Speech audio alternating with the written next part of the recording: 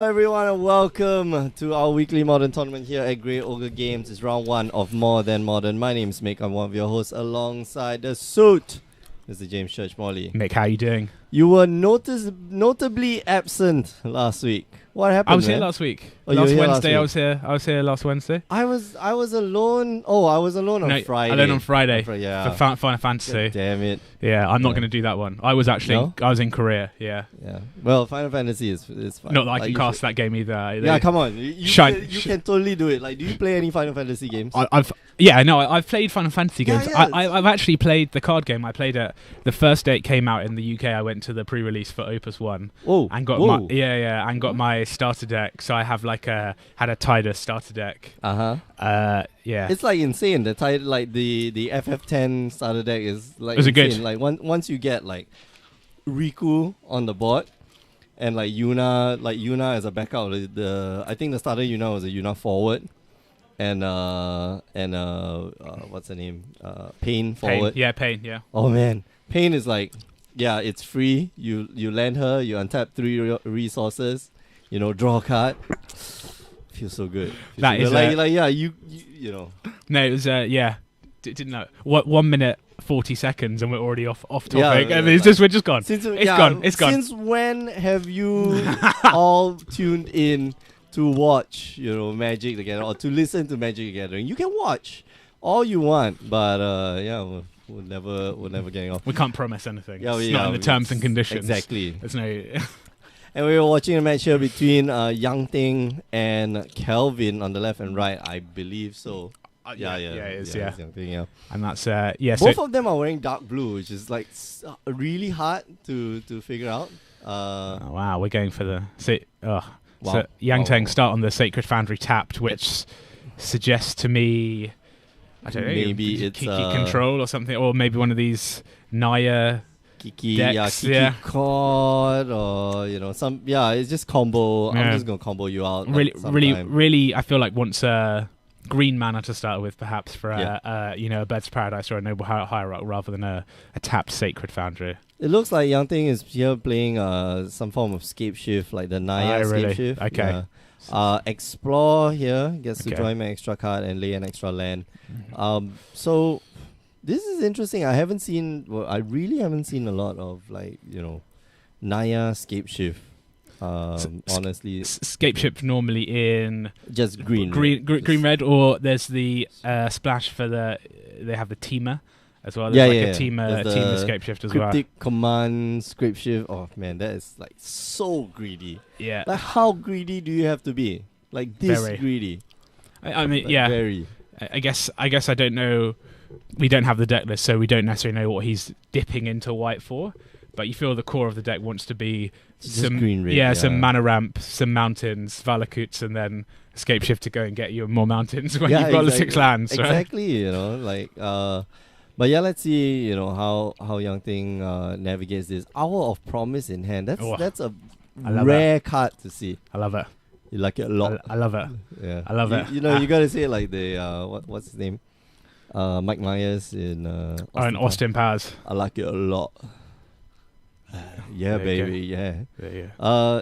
Isn't that BTL Scapeshift? What's BTL? It's Bring to Light. Oh, Bring to Light. So it could have. Oh yeah. So that's true. So that would have the. I guess that's going to at least 4 colors for. Oh yeah. For blue as well. Oh, there's and then you can cast it for 4 different colors. The mana and get a card with converted mana cost 4 or less, which is Scapeshift obviously, and then you cost Scapeshift. Mm-hmm.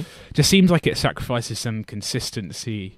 Oh, for sure. So we'll bring up Bring to Light. Yeah, Bring to Light. Like it had a lot of promise. So it really had a lot of promise. It's one of those cards that when it came out, people were like, "Oh, hello." All of these combos. All of these combos. But yeah, it enables you to search your library for a creature, instant, or sorcery card. So only these 3 types of cards, and with converted mana costs of less than or equal to the number of colors of mana you spend to cast Bring to Light. So maximum 5 mana costs, of course. Yep. Of course, there's only 5 colors. So, this deck only runs 4 colors. It has blue, I think. And yeah, we'll see what Yang Ting does with it. But yeah, so Kelvin has assembled. He's assembled Tron. Yeah, with a little bit of help. You know, Easily. he's gone through his deck a bit, but he's got a Tron on turn 3. Unfortunately, like he tapped like some lands beforehand. Yeah, so he's got no mana, so he's added a non-matching Tron land. Here's where we come unstuck again. It's fine. He's got Tron. This is how you mess us up. Yeah. Play, guys. If you're playing in the tournament, you want to play Tron 9th edition lands. Right, the one with the white borders, because they have very clear pictures. Like the tower is a black tower. The tower is a tower, not a power plant. Not some sort of Renaissance art piece. Yeah, you know, this looks like a mine. And yeah, thanks, man. Artistic impression. Yeah.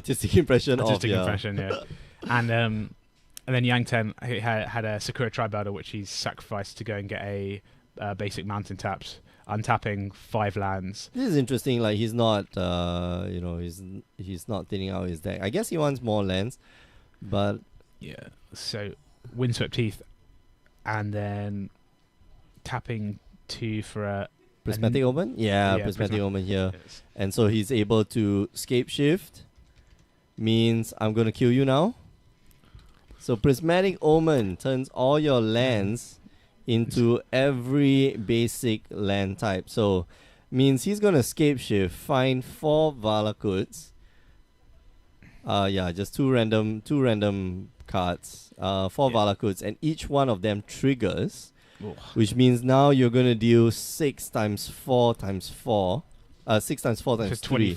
24. So 72 damage. Is that right? The face, yeah. So walk us through that. So we'll bring up Valakut. All right, because this is I think people get quite confused with Valakut and like the layering and when it comes onto battlefield and what's it looking for. Okay, so what Yang Ting did there, Kelvin should be at negative 52 life. So Valakut is very interesting. Enters the battlefield tapped. When a mountain enters the battlefield under your control, if you control at least 5 other mountains, you may have it deal 3 damage to target creature or player. So with Scapeshift and Prismatic Omen, so Prismatic Omen means all your lands are mountains, islands, blah, blah, blah. So they are, most importantly, they are mountains. Enters the battlefield, it sees 5 other mountains and 4 Valakuts. So all 4 Valakuts are going to trigger, which means that 4 Valakuts are going to deal 3 damage to target creature or player. And then, and then the other Valakut enters, and again you see 4 triggers. Another Valakut enters, it sees 4 triggers. Another Valakut enters, 4 triggers, and the last 2 lands, of course, enter, and you get 4 triggers. So that's 6 times 4 triggers each, which means that's 24 triggers each with 3 damage on it, which means that 72 damage. 72 damage. Yeah. Even what's that? Soul Sisters. Yeah, the mono way. Yeah. Doesn't get up to that kind of life total. Like you rarely have that. The only point of time I think in standard where there was one point of time in standard where you could go up to like 200 something life total. That was the green-white like life gain deck in Theros. That was dumb. I guess the thing is the only deck is if they have the green-white counters company deck that has Devoted Druid, and then but you still can't gain it. You have to find a way to sacrifice a kitchen finks, I guess, to keep bringing it back. To So you gain infinite life. Yeah. So that's a quick one. So yeah, that's the only other way I think in Modern that you want to be able to gain like infinite life. And DXEX is asking, is game 1 round 2? No, round 1, game 1. Yeah. Now we're going on to game 2. Why aren't you here? Why aren't you playing your black-green Tron? Like everybody's playing Tron. So now you're being hipster about it, like probably playing some sort of like everybody else is playing Tron. Like I was playing black-green Tron before it was cool, right? And then. So both of these decks appear to be sort of the combo decks, which don't really care that much, or they don't really care. We saw Kelvin had a natural turn 3 Tron. Okay, he didn't necessarily get to spend all of his mana in each order because he had to sacrifice the stars and the and the cantrips to get through to find the library. But turn 3 Tron, 7 mana, turn 4, he's dead. And he's dead. You still didn't die, didn't even do much. It's incredible. I guess these decks really just want to, play against. They want to play themselves pretty much. Yeah. To put it that way. Play against their deck. Yeah. Yeah. Who do you think's favoured in this sort of matchup? Do you think Tron can be quick enough to beat the Scapeshift? I doubt it. I think Yanting definitely has the upper hand. The fact that you can ramp on starting on turn 1. With the Search for Tomorrow. Yep. Like it's incredible because by the time you get to like turn 3, like we just saw, Yanting got to go first. Like turn 4, he pulled off Scapeshift, and with 2 other ramp spells in hand as well. So, there's no telling like what Yanting can do, especially now he's playing blue. Which means that he's got access to counter spells. Yeah, maybe. So we don't, obviously we don't know how deep the blue goes, but something like a Disdainful Stroke, for example, which is a card that a lot of the decks side in against the Eldrazi to stop a quick Thought Not Seer or Reality Smasher would be so good. It seems that Thought Not Seer is something Kelvin needs to land on turn 2, for example. Oh, for sure. To disrupt. Because he has very little in the way of... You want to go like turn 3, definitely have Tron. Like you want to have 2 Tron pieces plus, the Expedition map. Yeah. Right? Or like turn 1 Chromatic Star into turn 2, the... Mindstone. Not Mindstone, the one that looks through 5 cards. Oh, Ancient Stirrings. Okay, yeah. DXEX one saying in before sideboard... Witchbane Orb. Only in the Lantern control decks, bring it in so nothing can ever target them. Yeah, you never know. Kelvin might be running Witchbane Orb as well. Kelvin Chen here, our LCQ 1 winner, saying Tron boring. Yeah. You might see quite a lot of it at the Invitational. Yeah. Calvin, it's quite. Sorry, Kelvin, but you either play Tron or you play Burn. Or you play against those 2. So full stop. Like this is. That's such an that's. We haven't gotten a deck list for the Invitationals, by the way. No, we get them. We get them soon, though. Yeah, we get them. We get them on the 17th, I think. But of course, we're not going to release the information. That is preview information for the drafters, which will be the draft will be held on the 18th. And if you're wondering what the hell we're talking about, just head on down to our website, grillgames.com, go find out more. Right. So like what I said, like turn 1, search for tomorrow. Yeah, perfect start. Yeah, although Kelvin, had turn 1 Forest into Ancient Stirrings, which is good start too. Good start, and then but you want like turn 1 Chromatic Star or turn 1 Chromatic Sphere. So Kelvin's playing. He's green, so I assume he's playing green-black Tron here. We didn't see any colours in the first. Oh yeah. Yeah, so that suggests to me that he might actually have a little bit more hand disruption. To deal with, probably I think the Greenback Trons play sort of Collective Brutality, right? Inquisitions perhaps coming out of the sideboard. So yeah, we'll see if he can just disrupt the combo in hand, because the Scapeshift deck doesn't really do much on the board. Oh yeah, if they play Sakura Tribe Elder, but they can just sacrifice it in response to any removal. So you need to be attacking their lands or their hand. Or their hand, much, yeah. So the Thought Knots here are definitely going to be very useful. But first off, Kelvin needs to draw a lands here. And does he draw a land? No, I think he's looking. Yeah, so he was digging through his deck, I think. There. Oh, this is bad. This spells disaster. Do you read like Kelvin and Hobbes? No. Okay, so there was this strip where Kelvin's like in class and he's like daydreamed off and he becomes Spaceman Spiff, and he's like flying through space and his spaceship gets shot, and then like this spells disaster, and then suddenly like there's the word giant disaster, and Kelvin wakes up like the teacher is asking him, Kelvin, can you spell the word disaster? It's like okay. Anyway. Yeah, random. Yeah, it's not a good look here for Kelvin. He's desperately digging through his deck. There you go, Ugin Sanctum. Yeah, but this is not the land. He's drawn 2 of the worst lands in his deck. Basic Forests. And I guess you want one of them to cast your Ancient Stirrings. That's fine, but you want to see Tron lands really. And then we've seen Yang Theng with Search for Tomorrow 2 turns in a row. Mm-hmm. There we go again, get a Basic Forest. So he's at 5 lands already on turn 4 and he hasn't played a land for his turn yet.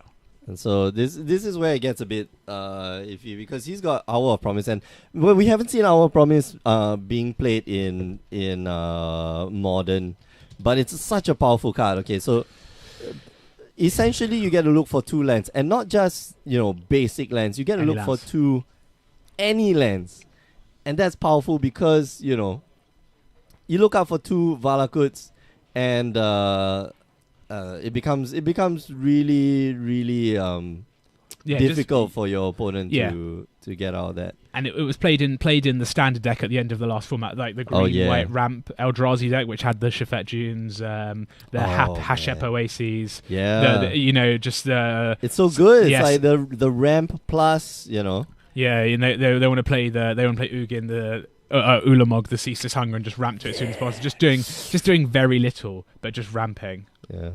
All right. So Prismatic Omen again. Scapeshift again. So he's going. And the question is, does Kelvin have any answer? I don't. Not at instant speed with those lands up. I don't think he does.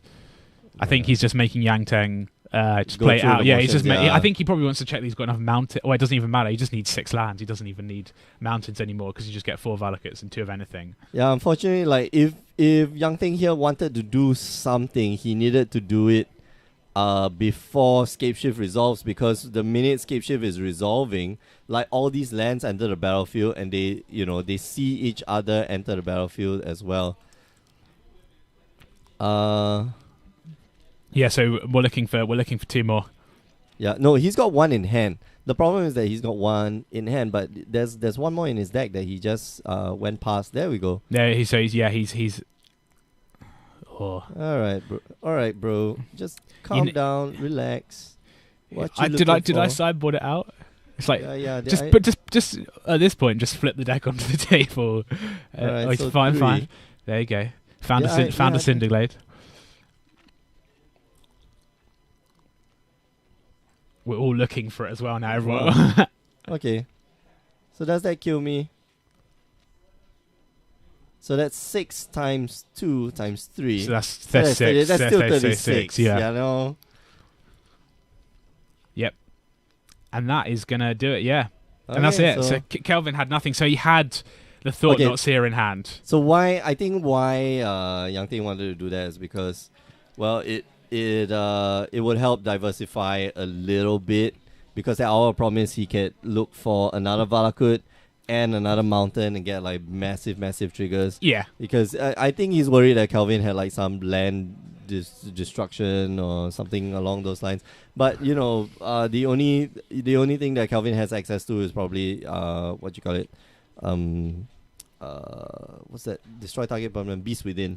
Yeah. But that's 3 mana. Like Kelvin doesn't have the lands, and if he had the lands, like he'd be casting Thought Not Seer the previous turn. So, yeah. Yeah, unfortunate. Again, we saw 2 decks that don't really want to be overly interactive. They just want to do their own thing. And, in that case, it was just the fact that Yang Teng got to 6 lands first and was able to just go Prismatic Omen into Shapeshift in 2 games in a row. Yeah, Frozen Frog saying like he can respond to the land. He can respond to the triggers on the stack. Yeah, what I forgot to mention that it's an intervening if, which means that if you like Frozen Frog has mentioned, if you blow up one of the lands or you blow up the enchantment while the triggers are all on the stack, like nothing resolves, or they resolve and they don't do anything. They do see each other.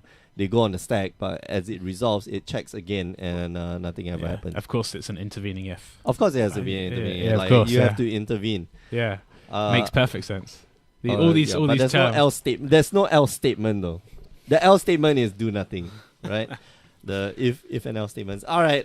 We are going to take a break for a while. Put on a replay of our the LCQ. The LCQ that just passed. That was fun to watch. That was fun. Who won? Who won our LCQ? Perhaps the most important question. Sheesh, I forget who won. Oh damn! We'll find out. We'll find out for you. Because that completes our 16. Yep. So we've we spoke. We heard my. Ryan, right. Ryan won. Okay, sorry, Ryan. So you may have heard us speaking briefly about the Gregor Games Invitational, which is happening next Sunday. Next Sunday, yeah. Next Sunday. This comes 21st, yeah, and 16 players. You know, high profile, high stakes. The good stuff. You'll be watching the good stuff. We'll behave. We'll behave. I think we always behave. We always behave. Oh, you behave. Yeah. All right. We're going to take a break. Remember, you can join us on the stream, twitch.tv/GreyOgreGames, every Tuesdays and Wednesdays, 8 p.m. Singapore time. If you like Final Fantasy as well, you can hop on down Fridays, 8 p.m. Singapore time. High octane gameplay, that's right. If you want to... if you miss it, just head on down to youtube.com/GreyOgreGames. Check out all the replays because we record everything.